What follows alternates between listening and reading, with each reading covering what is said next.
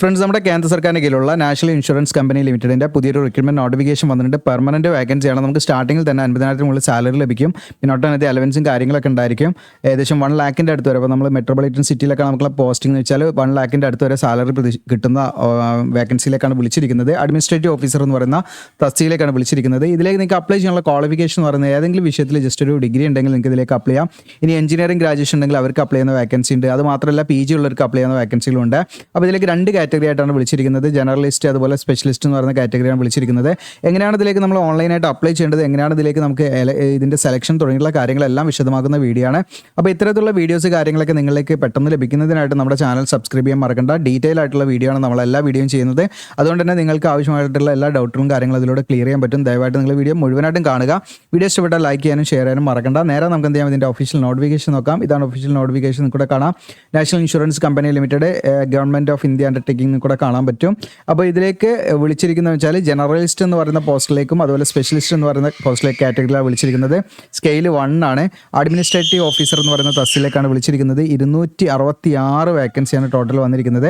ഇതിൻ്റെ important date നിങ്ങൾക്ക് കൂടെ കാണാം. ഓൺലൈൻ അപേക്ഷയുടെ സ്റ്റാർട്ടിംഗ് ഡേറ്റ് എന്ന് പറയുന്നത് 12 ജൂൺ മുതൽ നിങ്ങൾക്ക് ഓൺലൈൻ അപേക്ഷയുടെ ലാസ്റ്റ് ഡേറ്റ് എന്ന് പറയുന്നത് നിങ്ങൾക്ക് 3 ജൂലൈ വരെ ഇതിലേക്ക് ഓൺലൈനായിട്ട് അപ്ലൈ ചെയ്യാവുന്നതാണ്. ഇനി എൻ്റെ പേയ്മെൻറ്റ് ഓഫ് ഫീ പേയ്മെൻറ്റ് ഉണ്ട്. അതിൻ്റെ ഡേറ്റും സെയിം ഡേറ്റ് തന്നെയാണ് കേട്ടോ വരുന്നത്. അതുപോലെ തന്നെ എക്സാം ഉണ്ട്. ഇതിലേക്ക് നിങ്ങൾക്ക് ഫേസ് 1 എക്സാമിനേഷൻ അത് 20 ജൂലൈനായിരിക്കും. പെട്ടെന്ന് തന്നെ എക്സാം ഉണ്ടായിരിക്കും കേട്ടോ. ഇതിൽ 20 ജൂലൈയിൽ എക്സാം ഏകദേശം ഡേറ്റ് ആണ്. മേ ബി അത് ചേഞ്ച് ആകാം. ഏകദേശം ഡേറ്റ് ആണ്. എന്നാലും ഇതിനനുസരിച്ച് നമ്മൾ പ്രിപ്പയർ ചെയ്യണം. അതുപോലെ ഇതിൻ്റെ കോൾ ലെറ്റർ നിങ്ങൾക്ക് ഡൗൺലോഡ് ചെയ്യാനുള്ളത് അത് അനൗൺസ് ചെയ്യും പിന്നീട്. അതോടൊപ്പം തന്നെ പിന്നെ ഫേസ് 1 ക്ലിയർ ചെയ്തവർക്ക് ഫേസ് 2 എക്സാമിനേഷൻ ആണ്. 31 ഓഗസ്റ്റിലായിരിക്കും ഫേസ് 2 എക്സാമിനേഷൻ വരുന്നത്. ഓക്കെ, പിന്നെ നിങ്ങൾക്ക് ഇൻ്റർവ്യൂ ആണ് ഉണ്ടായിരിക്കുക ഇതിൻ്റെ സെലക്ഷൻ്റെ ഭാഗമായിട്ട്. അപ്പോൾ ഓൺലൈൻ മോഡായിട്ടാണ് ഇതിലേക്ക് വിളിച്ചിരിക്കുന്നത്. അപേക്ഷ നമുക്ക് അപ്ലൈ ചെയ്യാൻ പറ്റുക. അപ്പോൾ വേക്കൻസി എന്ന് പറയുന്നത് ഇവിടെ കൊടുത്തിട്ടുണ്ട്. സ്പെഷ്യലിസ്റ്റും കൂടെ കാണാം. ഡോക്ടർ, MBBS നിങ്ങൾക്ക് കൂടെ കാണാം. 10 വേക്കൻസി. അതിൽ നിങ്ങൾക്ക് റിസർവ് വേക്കൻസീസ് കൂടെ നോക്കാം കേട്ടോ. അതുപോലെ legal 20 vacancy, finance 20 vacancy, information technology 20 vacancy, പിന്നെ ഓട്ടോമൊബൈൽ എഞ്ചിനീയേഴ്സ് 20 വേക്കൻസി. അത് സ്പെഷ്യലിസ്റ്റിൽ തന്നെ ബാക്ക്ലോഗ് വേക്കൻസി എന്നാൽ മുൻപത്തെ റിക്രൂട്ട്മെൻറ്റ് സൈക്കിളിൽ ഫില്ലാത്ത വേക്കൻസികളാണ്. അതിൽ വേറെ റിസർവ് വേക്കൻസി ഇവിടെ കാണാൻ നിങ്ങൾക്ക് 4 വേക്കൻസി ഡോക്ടർ, അതുപോലെ ഫൈനാൻസ് ആണെങ്കിൽ ഒരു ഓട്ടോമൊബൈൽ എഞ്ചിനീയർ ഒരു വേക്കൻസി. അതിൽ തന്നെ ഏത് കാറ്റഗറിക്കാന്നുള്ളത് അവിടെ കൊടുത്തിട്ടുണ്ട്. അതായത് കാറ്റഗറിക്ക് അതിലേക്ക് അപ്ലൈ ചെയ്യാൻ പറ്റുള്ളൂ. ഓക്കെ, ഇൻ കേസ് നിങ്ങളുടെ കാറ്റഗറിയിൽ വേക്കൻസി ഇല്ലെങ്കിൽ നിങ്ങൾക്ക് ജനറൽ വേക്കൻസിയിലേക്കും അപ്ലൈ ചെയ്യാവുന്നതാണ് കേട്ടോ. അപ്പോൾ ഇതിലൊക്കെ എല്ലാ കാറ്റഗറിയിലും വേക്കൻസി ഉണ്ട്. അപ്പോൾ റിസർവ് വേക്കൻസിയിലേക്ക് നിങ്ങൾ അപ്ലൈ ചെയ്യാം. ഇനി ഇവിടെ ജനറലിസ്റ്റ് എന്ന് പറയുന്നൊരു കാറ്റഗറി, 2 കാറ്റഗറി ഞാൻ പറഞ്ഞു. ഒന്ന് സ്പെഷ്യലിസ്റ്റ്, ഒന്ന് ജനറലിസ്റ്റ്. ജനറലിസ്റ്റിലാണ് ഏറ്റവും കൂടുതൽ വേക്കൻസി. 170 വേക്കൻസി ഉണ്ട്. അതിൽ ജനറൽ കാൻഡിഡേറ്റ്സിന് 67, OBC 47, SCക്ക് 26, STക്ക് 12, EWS 17. പിന്നെ PWD കാൻഡിഡേറ്റ്സിന് സ്യൂട്ടബിൾ ആയിട്ടുള്ളത് ഇവിടെ കൊടുത്തിട്ടുണ്ട്. അതിനനുസരിച്ച് അവർക്ക് ഇതിലേക്ക് അപ്ലൈ ചെയ്യാവുന്നതാണ് കേട്ടോ. ഇവിടെയുണ്ട്. ഓക്കെ, അപ്പോൾ ഇത്രയാണ് വേക്കൻസികൾ വന്നിരിക്കുന്നത്. ഇനി ഇവിടെ നമുക്ക് ഏതെങ്കിലും, അപ്പോൾ നിങ്ങൾക്ക് ഡൗട്ട് ഉണ്ടാകും എല്ലാ കാറ്റഗറിയിലേക്ക് അപ്ലൈ ചെയ്യാൻ പറ്റുമെന്ന്. ഇല്ല, ഏതെങ്കിലും നിങ്ങൾക്ക് ഒരു ഡിസിപ്ലിനിലേക്ക് ഒരു ഉദ്യോഗാർത്ഥിക്ക് അപ്ലൈ ചെയ്യാൻ പറ്റുള്ളൂ എന്ന് പ്രത്യേകം ശ്രദ്ധിക്കട്ടോ. ഒന്നിലധികം ഇതിലേക്ക് നിങ്ങൾ അപ്ലൈ ചെയ്താൽ നിങ്ങൾ ലാസ്റ്റ് ചെയ്ത ഏതാണോ അത് മാത്രമേ അവിടെ വാലിഡായിട്ട് കിടക്കുകയുള്ളൂ. മറ്റേത് റിജക്റ്റ് ആയി പോകും. ഇനി ഇതിൻ്റെ സർവീസ് കണ്ടീഷനാണ്. സർവീസ് കണ്ടീഷൻ്റെ മുൻപ് നമ്മളിതിൻ്റെ ക്വാളിഫിക്കേഷൻ പറയാം, എന്നിട്ട് നമുക്ക് ബാക്കി ഡീറ്റെയിൽ കാര്യങ്ങൾ പറയാമല്ലോ. ഓക്കെ, അപ്പോൾ ഇവിടെ കാണാം ഇതിൻ്റെ ക്വാളിഫിക്കേഷൻ, എഡ്യൂക്കേഷൻ ക്വാളിഫിക്കേഷൻ എന്ന് പറയുന്നത് നിങ്ങൾക്ക് ഡോക്ടേഴ്സ് എന്ന് പറയുന്ന പോസ്റ്റിലേക്ക് നിങ്ങൾക്ക് MBBS അല്ലെങ്കിൽ MD അല്ലെങ്കിൽ MS, അതായത് അതിൻ്റെ ഡിഗ്രിയോ PG ഒക്കെ ഉണ്ടെങ്കിൽ അങ്ങനെ വെച്ചിട്ട് അപ്ലൈ ചെയ്യാം. ഇനി ലീഗലാണെങ്കിൽ നിങ്ങൾക്ക് ഈ പറയുന്ന ഗ്രാജുവേറ്റ് അല്ലെങ്കിൽ പോസ്റ്റ് ഗ്രാജുവേറ്റ് നിയമത്തിലുള്ള ബിരുദമോ അതല്ലെങ്കിൽ PG ഉള്ളവർക്കോ നിങ്ങൾക്ക് ഇതിലേക്ക് അപ്ലൈ ചെയ്യാം. ഈ ബിരുദം മാത്രം വെച്ചിട്ട് അപ്ലൈ ചെയ്യാം. PG ഉണ്ടെങ്കിൽ അത് വെച്ചിട്ട് നിങ്ങൾക്ക് അപ്ലൈ ചെയ്യാവുന്നതാണ്. മിനിമം 60% മാർക്ക് വേണം. SC ആണെങ്കിൽ 55% മാർക്ക് മതി കേട്ടോ. അപ്പം നിങ്ങൾക്ക് ഡിഗ്രിയിൽ ഈ പറയുന്ന 60% മാർക്ക് ഉണ്ടെങ്കിൽ അത് വെച്ചിട്ട് അപ്ലൈ ചെയ്യാം. ഇനി ഡിഗ്രിയിൽ നിങ്ങൾക്ക് 55% മാർക്കാണ് വിചാരിക്കുക. ഇനി അതല്ല, നിങ്ങൾക്ക് ഈ പറയുന്ന നിയമത്തിലുള്ള PGയിൽ നിങ്ങൾക്ക് എന്തുണ്ട് 60% മാർക്ക് ഉണ്ട്. അപ്പം PG വെച്ചിട്ട് നിങ്ങൾക്ക് അപ്ലൈ ചെയ്യാം. അപ്പോൾ ഏതെങ്കിലും ഒന്നിൽ മതി കേട്ടോ. 2ലും നമുക്ക് 60% വേണമെന്നില്ല. ഇനിയിപ്പോൾ അതായത് ഇപ്പോൾ ഒരു ഉദ്യോഗാർത്ഥി, ഞാൻ എക്സാമ്പിളാണ് പറയുന്നത്, ഒരു ഉദ്യോഗാർത്ഥി എന്താണ് ഡിഗ്രിയും ഉണ്ട് PGയും ഉണ്ടെന്ന് വിചാരിക്കുക. അപ്പോൾ ആ ഉദ്യോഗാർത്ഥിക്ക് ഒന്നിലെന്താണ് 60% മാർക്ക് ഇല്ലെങ്കിലും പേടിക്കാനില്ല. അപ്പോൾ ഏതെങ്കിലും ഒന്നിൽ 60% മാർക്ക് മതി. അത് വെച്ചിട്ട് അവർക്ക് എന്ത് ചെയ്യാം, അതിലേക്ക് അപ്ലൈ ചെയ്യാം. ഓക്കെ, അപ്പോൾ രണ്ടും ആവശ്യമില്ല. ഏതെങ്കിലും ഒന്ന് മതിയിട്ട് അതിലേക്ക് അപ്ലൈ ചെയ്യാൻ. ഡിഗ്രി ഓർ PG ആണ്, ഏതെങ്കിലും ഒന്ന് മതിയിട്ട് നിയമത്തിലുള്ള. അപ്പോൾ അത് പ്രത്യേകം ശ്രദ്ധിക്കുക. 60% മാർക്ക് വേണം എന്നുള്ളത്. SC ആണെങ്കിൽ 55. ഇനി അടുത്ത ഫൈനാൻസ് ആണ്. ഇതിലേക്ക് നിങ്ങൾക്ക് CA ഉണ്ടെങ്കിൽ അപ്ലൈ ചെയ്യാം. അതുപോലെ cost account, CA or cost അക്കൗണ്ടാണ്, അത് chartered account or cost account. ഇനി അതല്ലെങ്കിൽ നിങ്ങൾക്ക് BCom അല്ലെങ്കിൽ MCom വെച്ചിട്ട് അപ്ലൈ ചെയ്യാം കേട്ടോ. യാതൊരു മറ്റ് എക്സ്പീരിയൻസ് ഒന്നും വേണ്ട. ഫ്രഷേഴ്സിന് അപ്ലൈ ചെയ്യുന്ന എല്ലാ വേക്കൻസിയും BCom വെച്ചിട്ട് അപ്ലൈ ചെയ്യാം. ഇനി BComൽ നിങ്ങൾക്ക് MCom ചെയ്ത PG ചെയ്തിട്ടുണ്ടെങ്കിൽ അത് വെച്ചിട്ട് അപ്ലൈ ചെയ്യാം. ഏതെങ്കിലും ഒരു ക്വാളിഫിക്കേഷൻ മതി കേട്ടോ. ഡിഗ്രി വെച്ചിട്ട് അപ്ലൈ ചെയ്യാം, PG വെച്ചിട്ട് അപ്ലൈ ചെയ്യാം. അപ്പോൾ നിങ്ങൾക്ക് 60% മാർക്ക് ഉണ്ടായിരിക്കണം. ഏത് വെച്ചിട്ടാണോ നിങ്ങൾ അപ്ലൈ ചെയ്യുന്നത്, അപ്പോൾ അതിൽ നിങ്ങൾക്ക് എന്താണ് 60% മാർക്ക് വേണം. അപ്പോൾ നിങ്ങൾക്ക് ഇപ്പം എന്താണ് ഡിഗ്രിയിൽ മാർക്ക് പെർസെൻറ്റേജ് കുറവാണ്, നിങ്ങൾക്ക് എന്താണ് പി ജിയിലും പെർസെൻറ്റേജ് ഉണ്ടെങ്കിൽ അത് വെച്ച് നിങ്ങൾക്ക് എന്ത് ചെയ്യാം, അതിലേക്ക് അപ്ലൈ ചെയ്യാം.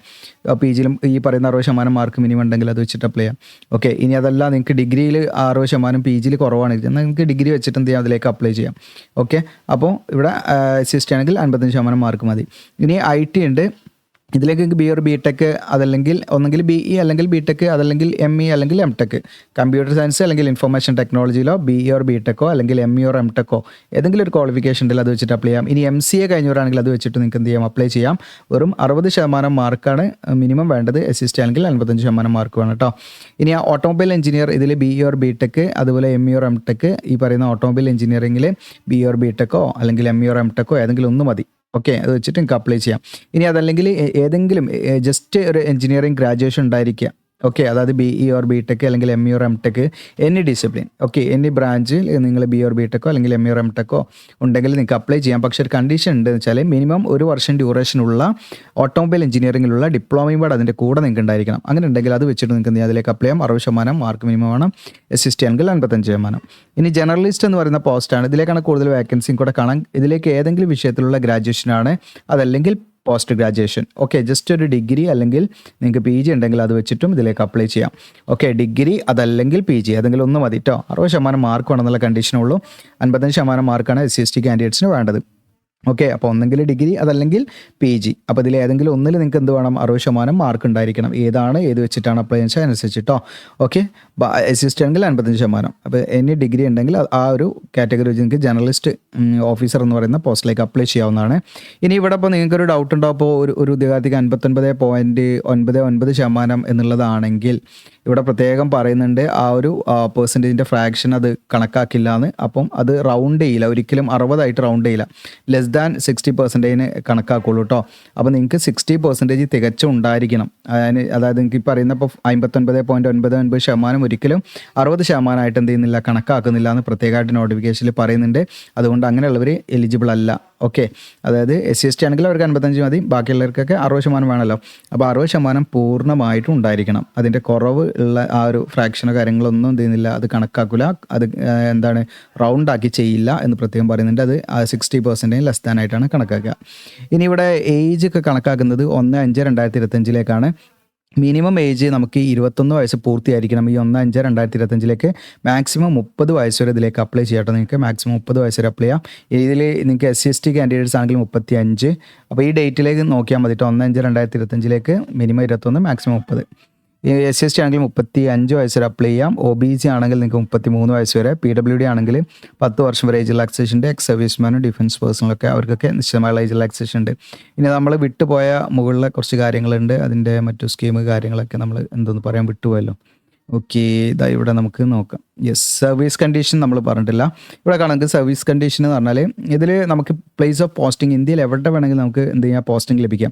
നമുക്ക് കേരളത്തിലൊക്കെ സാധ്യതയുണ്ട്, പ്രത്യേകം ശ്രദ്ധിക്കുക. അപ്പോൾ നമുക്ക് ഇനിയിപ്പം വേറെ എവിടെയെങ്കിലും നമുക്ക് പോസ്റ്റിംഗ് ലഭിച്ചാൽ തന്നെ അത് ട്രാൻസ്ഫർ കിട്ടാനുള്ള പോസിബിലിറ്റി ഉണ്ട്. അത് മിനിമം പീരീഡ് ഓഫ് ടൈം ഒക്കെ ഉണ്ട് കേട്ടോ. ഓക്കെ, ഇനി പ്രൊബേഷൻ ഉണ്ട്. പ്രൊബേഷൻ എന്ന് പറഞ്ഞാൽ 1 ഇയർ ആയിരിക്കും നിങ്ങൾക്ക് പ്രൊബേഷൻ ഉണ്ടായിരിക്കുക. ഈ 1 ഇയർ പ്രൊബേഷൻ ടൈമിൽ നിങ്ങൾക്ക് നോൺ ലൈഫിലുള്ള ഒരു ലൈസൻസിയേറ്റ് എക്സാമിനേഷൻ ഉണ്ടായിരിക്കും കേട്ടോ. ഓക്കെ, ആ ഒരു എക്സാമിനേഷൻ പാടെ നിങ്ങൾ എന്ത് ചെയ്യണം, കംപ്ലീറ്റ് ചെയ്യണം. ബേസിക് കാര്യങ്ങളാണ്. അപ്പോൾ ഇൻഷുറൻസ് ഇൻസ്റ്റിറ്റ്യൂട്ട് ഓഫ് ഇന്ത്യ ആണത് കണ്ടക്ട് ചെയ്യുന്നത്. അപ്പോൾ ആ ഒരു പ്രൊബേഷൻ പീരീഡിൽ നിങ്ങൾക്കൊരു ആ നിശ്ചിത ടൈമിൻ്റെ ഉള്ളിൽ നിങ്ങൾ എന്ത് ചെയ്യണം, ലൈസൻസിയേറ്റ് എക്സാമിനേഷൻ, നോൺ ലൈഫിലുള്ള ലൈസൻസിയേറ്റ് എക്സാമിനേഷൻ നിങ്ങൾ പാസ്സായിരിക്കണം എന്നുള്ള കണ്ടീഷനാണ്. അപ്പോൾ അത് പാസ്സായിട്ടില്ലെങ്കിൽ നിങ്ങൾക്ക് അത് നിങ്ങളുടെ കാൻഡിഡേറ്റ് റിജക്റ്റ് ആയി പോകും.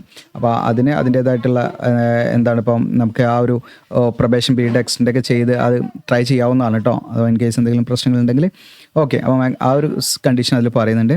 ഇനി ഇതിൻ്റെ ബേസിക് ബെനിഫിറ്റ്സ് കാര്യങ്ങളൊക്കെയാണ്. ഇതിൻ്റെ ബേസിക് പേ എന്ന് പറയുന്നത് കൂടെ കാണാം 50,922 രൂപ നമുക്ക് മന്ത്ലി സ്റ്റാർട്ടിങ് സാലറി ആയിട്ട് ലഭിക്കുന്ന പോസ്റ്റാണ് കേട്ടോ. അതിൻ്റെ പേ സ്കെയിലൂടെ കൊടുത്തിട്ട് കാണാം നിങ്ങൾക്ക്. അതോടൊപ്പം തന്നെ പ്ലസ് അലവൻസും കാര്യങ്ങളൊക്കെ പാടുണ്ടാവും. പിന്നെ അങ്ങനെ നിങ്ങൾക്ക് ടോട്ടലി ഇപ്പോൾ നിങ്ങളൊരു മെട്രോപൊളിറ്റൻ സെൻറ്ററിലൊക്കെ ആണ് നിങ്ങളുടെ പോസ്റ്റിംഗ് എങ്കിൽ അപ്രോക്സിമേറ്റ് നിങ്ങൾക്കൊരു 90,000 രൂപയ്ക്ക് പെർ മന്ത് നിങ്ങൾക്ക് ഏൺ ചെയ്യാൻ പറ്റുന്നതാണ്. പിന്നെ ബേസിക് ആയിട്ടുള്ള മെഡിക്കൽ ബെനിഫിറ്റ്സും മറ്റ് ഗ്രൂപ്പ് പേഴ്സണൽ ആക്സിഡൻറ്റ് ഇൻഷുറൻസ് എന്നൊക്കെ പറഞ്ഞിട്ട് ഒരുപാട് നിങ്ങൾക്ക് ഈ പറയുന്ന പെൻഷൻ സ്കീമും ഒക്കെ എല്ലാം ഇപ്പോഴുള്ള ന്യൂ പെൻഷൻ സ്കീമിലൊക്കെ ഉൾപ്പെടുത്തുന്നതാണ്. അപ്പോൾ അങ്ങനെയുള്ള മറ്റു അലവൻസും കാര്യങ്ങളൊക്കെ എക്സ്ട്രാ ഉണ്ടായിരിക്കുന്നതാണ്. ഇനി എഡ്യൂക്കേഷൻ ക്വാളിഫിക്കേഷൻ നമ്മൾ ഓൾറെഡി പറഞ്ഞു. ഇനി ബാക്കി നമ്മൾ പറയാനുള്ള കാര്യങ്ങളിലേക്ക് വരാം. ഓക്കെ, അടുത്തത് ഇപ്പം നമ്മളിതിൻ്റെ ഇടയ്ക്ക് കട്ടിംഗ് ഒന്നും ഇല്ലാത്തത് കൊണ്ടാണ് കേട്ടോ അങ്ങനെ കണ്ടിന്യൂസ് ആയിട്ട് നിങ്ങൾക്കത് ഒന്ന് നിങ്ങൾ സഹകരിക്കുക. കാരണം എഡിറ്റ് ചെയ്യുമ്പോൾ നമ്മൾ ഒരുപാട് ടൈം അതിൽ പോകുന്നുണ്ട്. ഇനി ഇതിൻ്റെ സെലക്ഷൻ പ്രൊസീജിയറാണ് നമ്മൾ പറയുന്നത്. നമുക്കിതിലേക്ക് ഞാൻ പറഞ്ഞു എക്സാമിനേഷൻ ഉണ്ട്. അതിൽ നിങ്ങൾക്ക് പാർട്ട് എ എന്ന് പറയുന്നത് ഓൺലൈൻ എക്സാമിനേഷൻ. ഓക്കെ, ഈ ഓൺലൈൻ എക്സാമിനേഷനിൽ നമുക്ക് ഫേസ് 1 പ്രിലിമിനറി 2 ഫേസ് ഉണ്ട് ഇതിൽ കേട്ടോ. പാർട്ട് എ നമുക്ക് ഓൺലൈൻ എക്സാമിനേഷനാണ്. അത് കഴിഞ്ഞിട്ട് പിന്നെ നിങ്ങൾക്ക് ഇൻ്റർവ്യൂ ഉണ്ടായിരിക്കും, അത് ഞാൻ പറയാം. അപ്പോൾ 2 ഫേസാണ്. അതിൽ ഫേസ് 1 പ്രിലിമിനറി എക്സാമിനേഷനാണ് വരുന്നത്. പിന്നെ ഫേസ് 2 ആണ് മെയിൻ എക്സാമിനേഷൻ വരുന്നത്. അതിൻ്റെ ഡേറ്റ് ഒക്കെ നമ്മൾ ഓൾറെഡി പറഞ്ഞു. ഇനി ഫേസ് 1 പ്രിലിമിനറി എക്സാമിനേഷൻ്റെ സ്കീം ഇവിടെ കൊടുത്തിട്ട് മൾട്ടിപ്പിൾ ചോയ്സ് ക്വസ്റ്റൻ ആയിരിക്കും. 100 മാർക്കാണ് അതിൽ വരുന്നത്. അതിൽ നിങ്ങൾക്ക് 60 മിനിറ്റ് ആയിരിക്കും ഡ്യൂറേഷൻ ഉണ്ടായിരിക്കുക കേട്ടോ. 3 സെക്ഷൻ അതിൽ വരുന്നുണ്ട്. നിങ്ങൾക്ക് കാണാം English language, reasoning ability, quantitative aptitude. അതിൽ നിങ്ങൾക്ക് 30 ക്വസ്റ്റ്യൻ ഇംഗ്ലീഷ്, മറ്റൊക്കെ 35 അങ്ങനെയാണ് വരുന്നത്. 100 ക്വസ്റ്റ്യൻ 100 മാർക്ക് അങ്ങനെയാണ് വരുന്നത്. അപ്പോൾ ഈ ഫേസ് 1 നിങ്ങൾ ക്വാളിഫൈ ചെയ്താലാണ് നിങ്ങൾക്ക് ഫേസ് 2. അപ്പോൾ ഫേസ് 1ൻ്റെ അടിസ്ഥാനത്തിൽ എന്തെങ്കിലും ഷോർട്ട് ലിസ്റ്റ് ചെയ്യപ്പെടും. അതിൽ നിങ്ങൾ എന്താണ് ലിസ്റ്റ് ചെയ്യപ്പെട്ടാൽ മാത്രമാണ് ഫേസ് 2ലേക്ക് നിങ്ങൾക്ക് അപ്പിയർ ചെയ്യാൻ പറ്റും കേട്ടോ. അപ്പോൾ ഫേസ് 2 എന്ന് പറയുന്നത് മെയിൻ എക്സാമിനേഷൻ ആണ്. അപ്പോൾ മെയിൻ എക്സാമിനേഷൻ എന്ന് പറയുന്നതും ഒബ്ജക്റ്റീവ് ടൈപ്പും വരുന്നുണ്ട്. ഒബ്ജക്റ്റീവ് ടൈപ്പിൽ അതിൽ 250 മാർക്കിനുള്ള ക്വസ്റ്റ്യൻ ഉണ്ടായിരിക്കും. ആ ഫേസ് 2 തന്നെ സെയിം എക്സാമിൽ തന്നെ ഒരു ഡിസ്ക്രിപ്റ്റീവ് ടൈപ്പ് ഉണ്ടാവും. അത് 30 മാർക്കിനായിരിക്കും ചോദിക്കുക. ഓക്കെ, അപ്പോൾ ഈ പറയുന്ന ഒബ്ജക്റ്റീവ് ആൻഡ് ഡിസ്ക്രിപ്റ്റീവ് ടെസ്റ്റ് രണ്ടും ഓൺലൈനായിട്ടാണ് നടക്കുന്നത്. ഡിസ്ക്രിപ്റ്റീവ് എന്ന് കണ്ടാൽ നമ്മളെന്താണ് പേപ്പർ ആൻഡ് പെന്നല്ല, ജസ്റ്റ് എന്താണ് ഓൺലൈൻ തന്നെയാണ് നടക്കുന്നത്. അത് നിങ്ങൾ എന്ത് ചെയ്യണം, ഈ കമ്പ്യൂട്ടർ യൂസ് ചെയ്ത് ടൈപ്പ് ചെയ്ത് നിങ്ങൾ ചെയ്യേണ്ടതാണ് ഡിസ്ക്രിപ്റ്റീവ് കേട്ടോ. ഡീറ്റെയിൽ ആയിട്ട് അതിൽ എസ്സേ അങ്ങനെയുള്ള കാര്യങ്ങളൊക്കെയാണ് ഉണ്ടാകുക. ദെൻ ഈ പറയുന്ന ഒബ്ജക്റ്റീവ് ടൈപ്പ് എക്സാമിനേഷൻ കംപ്ലീറ്റ് ചെയ്ത് അതിൻ്റെ തുടർച്ചയായിട്ട് തന്നെ നമുക്ക് എന്താണ് ഡിസ്ക്രിപ്റ്റീവ് എക്സാം ഉണ്ടാവും കേട്ടോ. ഒറ്റ ഇരുത്തത്തിൽ തന്നെ നിങ്ങൾക്ക് എക്സാം എഴുതാൻ പറ്റും എന്നുള്ളതാണ് കേട്ടോ. ഫേസ് 2 അതായത് സെപ്പറേറ്റ് ഒന്നല്ല. അപ്പോൾ ഫേസ് 2ൻ്റെ കാര്യമാണ് പറയുന്നത്. ഫേസ് 1 എഴുതി നമ്മൾ ഷോർട്ട് ലിസ്റ്റ് ചെയ്യപ്പെട്ടാലാണ് ഫേസ് 2ലേക്ക് നമുക്ക് അപ്പിയർ ചെയ്യാൻ പറ്റുക.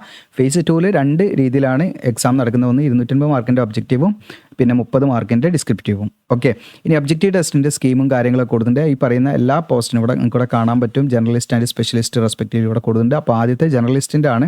ജേർണലിസ്റ്റ് പോസ്റ്റിലേക്ക് അപ്ലൈ ചെയ്യാൻ താല്പര്യമുള്ളവർക്ക് അവർക്ക് റീസണിങ് ഉണ്ടായിരിക്കും, ഇംഗ്ലീഷ് ലാംഗ്വേജ് ഉണ്ടായിരിക്കും, general awareness, computer knowledge, quantitative aptitude ഇതൊക്കെ ഉണ്ടായിരിക്കുക. അങ്ങനെ 250 ക്വസ്റ്റ്യൻ 250 മാർക്ക് കേട്ടോ. ഇനി സ്പെഷ്യലിസ്റ്റ് എന്ന് പറയുന്ന പോസ്റ്റിലേക്ക് വിവിധ കാറ്റഗറി ഡിസിപ്ലിൻ ഉണ്ടല്ലോ, അതിലേക്കാണ് നിങ്ങൾ അപ്ലൈ ചെയ്യുന്നതെങ്കിലും കൂടെ കാണാം. റീസണിങ്, അതുപോലെ English language, general awareness, computer knowledge, quantitative aptitude. Extra നിങ്ങൾക്ക് ഇപ്പോൾ നമ്മളിവിടെ ജേർണലിസ്റ്റിൽ 5 സെക്ഷൻ ആണെങ്കിൽ ഇവിടെ 6 സെക്ഷൻ ഉണ്ട്. 6ാമത്തെ നിങ്ങൾക്ക് ഇവിടെ കാണാൻ പറ്റും. നിങ്ങളുടെ പ്രൊഫഷണൽ നോളജ് അല്ലെങ്കിൽ നിങ്ങളുടെ റിലവൻറ്റ് ഡിസിപ്ലിൻ റിലേറ്റഡ് ആയുള്ള ക്വസ്റ്റ്യൻ ആണ്. 50 ക്വസ്റ്റ്യൻ ഉണ്ടായിരിക്കും, 50 മാർക്ക് അതിന് വരും കേട്ടോ. അങ്ങനെ 250 ആണ് വരിക. ഓക്കെ, അപ്പോൾ ഇങ്ങനെയാണ് ഇതിൻ്റെ ഒരു സ്കീം വരുന്നത്. പറഞ്ഞ ഡിസ്ക്രിപ്റ്റീവ് ടെസ്റ്റിലേക്കാണ് പിന്നെ നമ്മൾ വരുന്നത്. അതിൽ നിങ്ങൾക്ക് 30 മിനിറ്റ് ഉണ്ടായിരിക്കാം, 30 മാർക്ക്. അതിൽ നിങ്ങൾക്ക് എസ്സേ 10 മാർക്കിന്, അതുപോലെ പ്രൈസ് നിങ്ങൾക്ക് 10 മാർക്ക്, അതുപോലെ കംപ്രൻഷൻ നിങ്ങൾക്ക് 10 മാർക്ക്. ഇങ്ങനെയാണ് വരിക കേട്ടോ. അപ്പോൾ ഇങ്ങനെയാണ് ആ ഒരു ഡിസ്ക്രിപ്റ്റീവ് ടെസ്റ്റ് വരുന്നത്. പിന്നെ നിങ്ങളുടെ ഡിസ്ക്രിപ്റ്റീവ് ആൻസർ അവർ നോക്കുന്നത് ഈ പറയുന്ന നിങ്ങൾ ഒബ്ജക്റ്റീവ് ടെസ്റ്റ് ഉണ്ടല്ലോ 250, അത് ജസ്റ്റ് നിങ്ങൾ ക്വാളിഫൈ ചെയ്താൽ മാത്രമേ ഡിസ്ക്രിപ്റ്റീവ് അങ്ങനെയുള്ള ഉദ്യോഗാർത്ഥികളുടെ മാത്രമേ ഡിസ്ക്രിപ്റ്റീവ് ടെസ്റ്റ് അവർ നോക്കുള്ളൂ കേട്ടോ. അപ്പോൾ ഡിസ്ക്രിപ്റ്റീവ് ടെസ്റ്റ് എന്ന് പറയുന്നത് എന്താണ്, ജസ്റ്റ് ക്വാളിഫൈ നേച്ചറാണ്. ജസ്റ്റ് നമ്മളത് ക്വാളിഫൈ ചെയ്യുക എന്നുള്ളതാണ്. അത് നമുക്ക് റാങ്ക് മേക്ക് ചെയ്യുന്നതിനൊന്നും അത് സഹായിക്കില്ല. ജസ്റ്റ് നമ്മളത് ക്വാളിഫൈ ചെയ്യുകയാണ് വേണ്ടത്. പിന്നെ വരുന്നത് പാർട്ട് ബി ആണ്. അപ്പം part A, part B. Part എയിലാണ് എക്സാം നടക്കുന്നത്. പാർട്ട് ബിയിൽ എന്ന് പറയുന്നത് ഇൻ്റർവ്യൂ ആണ്. അപ്പോൾ ഈ പറയുന്ന ജേർണലിസ്റ്റ്, സ്പെഷ്യലിസ്റ്റ് ഇങ്ങനെയുള്ള ഈ കാറ്റഗറിയിലുള്ള ഉദ്യോഗാർത്ഥികൾ ഫേസ് 2ൻ്റെ അടിസ്ഥാനത്തിൽ ഷോർട്ട് ലിസ്റ്റ് ചെയ്യപ്പെടും. ഓക്കെ, മെയിൻ എക്സാമിനേഷൻ്റെ അതിനെ അടിസ്ഥാനമാക്കി ഇൻ്റർവ്യൂവിന് വിളിക്കുകയാണ് ചെയ്യുക. അപ്പോൾ അങ്ങനെ ഫൈനൽ സെലക്ഷൻ എന്ന് പറഞ്ഞാൽ ഈ പറയുന്ന ഫേസ് 2 എക്സാമിനേഷനും ഫേസ് 2ലെ objective. Okay, phase 2 main examination ഉണ്ടല്ലോ, മെയിൻ എക്സാമിനേഷൻ്റെ ഒബ്ജക്റ്റീവ് ടൈപ്പ് എക്സാമിനേഷൻ്റെയും ഡിസ്ക്രിപ്റ്റീവ് അതിൽ കൂട്ടില്ല, പ്ലസ് ഇൻ്റർവ്യൂവിൻ്റെ അടിസ്ഥാനത്തിലായിരിക്കും ഫൈനൽ സെലക്ഷൻ. അതിൻ്റെ ഒരു വെയിറ്റേജ് 80-20 അതിൻ്റെ ഒരു വെയിറ്റേജ് വരുന്നത് കേട്ടോ. ഇനി ഇതിൻ്റെ ആപ്ലിക്കേഷൻ ഫീ വരുന്നുണ്ട്. SC/ST കാൻഡിഡേറ്റ്സ് ആണെങ്കിൽ 250 രൂപ ഓൺലൈനായിട്ടാണ് ഫീ അടയ്ക്കേണ്ടത്. അതോടൊപ്പം തന്നെ മറ്റെല്ലാ കാൻഡിഡേറ്റ്സും SC/ST PWD കാൻഡിഡേറ്റ്സ് അല്ലാത്ത മറ്റെല്ലാ ഉദ്യോഗാർത്ഥികളും 1000 രൂപ ഫീ ആയിട്ട് കൊടുക്കണം കേട്ടോ. ഇനി എക്സാമിനേഷൻ സെൻറ്ററാണ്. അപ്പോൾ ഫേസ് 1ൻ്റെ എക്സാമിനേഷൻ സെൻറ്റർ നമുക്ക് കേരളത്തിലാണെങ്കിൽ ഇവിടെ കാണുന്നത് എറണാകുളം, കൊച്ചി, ദെൻ തിരുവനന്തപുരം, കോഴിക്കോട് ഇവിടെയൊക്കെയാണ് നമുക്ക് ഫേസ് 1ൻ്റെ ഉള്ളത്. ഇപ്പോൾ തമിഴ്നാടൊക്കെ ആണെങ്കിൽ ചെന്നൈ, കോയമ്പത്തൂർ, മധുരയൊക്കെ ഉണ്ട്. ഇനി ഇവിടെ നിങ്ങൾക്ക് ഫേസ് 2ൻ്റെ എക്സാമിനേഷൻ സെൻറ്റർ ആണെങ്കിൽ ഇത് കറക്റ്റ് എക്സാം സെൻറ്റർ ചിലപ്പം മേ ബി ചേഞ്ച് ആക്കാൻ സാധ്യതയുണ്ട് കേട്ടോ. കൂടുതൽ അപേക്ഷകൾ വരുന്നതിനൊക്കെ അനുസരിച്ചിട്ടൊക്കെ ഫേസ് 2ൻ്റെ കേരളത്തിൽ എറണാകുളം, കൊച്ചിയിൽ വെച്ച് മാത്രമേ ഉണ്ടായിരിക്കുള്ളൂ എന്ന് പറയുന്നുണ്ട് കേട്ടോ. ഓക്കെ, ഇനി ഈ പറയുന്ന SC/ST അതുപോലെ PWD കാൻഡിഡേറ്റ്സ് ഒക്കെ ആണെങ്കിൽ അവർക്ക് OBC നോൺ ക്രിമിനൽ കാൻഡിഡേറ്റ്സ് ഒക്കെ ആണെങ്കിൽ അവർക്ക് പ്രീ എക്സാമിനേഷൻ ട്രെയിനിങ് കൊടുക്കുന്നുണ്ട്. അത് എന്താണെന്ന് വെച്ചാൽ നോൺ റെസിഡൻഷ്യലാണ്. നിങ്ങൾ പോയി നിങ്ങൾക്ക് അങ്ങനെ നിങ്ങളുടെ അതിൻ്റെ കോസ്റ്റ് കാര്യങ്ങളൊക്കെ നിങ്ങൾ യാത്രയുടെ ഒക്കെ നിങ്ങൾ വഹിക്കേണ്ടി വരും കേട്ടോ.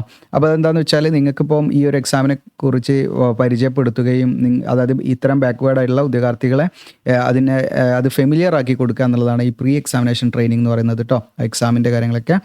ഇനി ഹൗ ടു അപ്ലൈ എന്ന് വെച്ചാൽ ഓൺലൈനായിട്ടാണ് നമ്മൾ അപ്ലൈ ചെയ്യേണ്ടത്. അതിൽ അപ്ലിക്കേഷൻ രജിസ്ട്രേഷൻ ആണ് ഫസ്റ്റ്, പിന്നെ ഫീ പേയ്മെൻറ്റ്, പിന്നെ നമ്മൾ സ്കാൻ ചെയ്ത് അപ്ലോഡ് ചെയ്യേണ്ട ഡോക്യുമെൻറ്റ്സ് ഒക്കെ ഉണ്ട്.